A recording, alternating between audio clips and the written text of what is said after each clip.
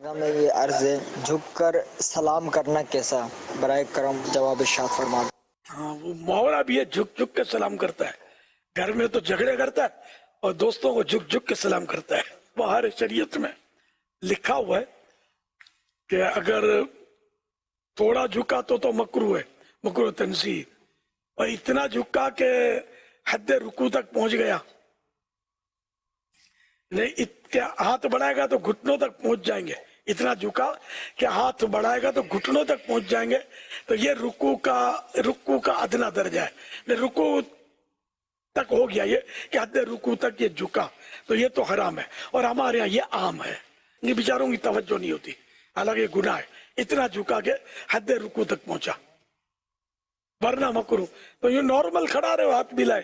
اب سلام میں یہ جھک جانا، بہار شریعت میں 16ویں حصے میں صفحہ نمبر 466 پر مسئلہ نمبر 31 ہے 31۔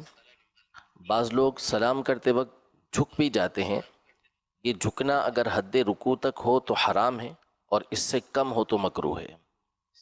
یہ سلام کے باب میں صدر الشریعہ رحمۃ اللہ تعالی نے ارشاد فرمایا۔ اچھا مصافحے میں نہیں ہے ہاتھ ملانے میں؟ یہ میں ہاتھ ملانے کا میرا خیال نہیں ہے۔ ہاتھ تو عام طور پہ کوئی اتنا جھکتا نہیں، ملاتے ہوئے اتنا کیسے جھکے گا وہ؟ ہاتھ ملانے میں جھکتے ہیں لوگ، وہ پہلے جھک جاتے ہیں۔ یوں کر کے ہاتھ ملاتے ہیں۔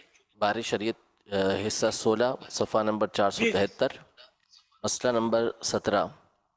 ملاقات کے وقت جھکنا منع ہے، یعنی اتنا جھکنا کہ حد رکوع تک ہو جائے، یہ مصافحے کے باب میں ہے۔ یہاں لفظ منع لکھا ہے، جی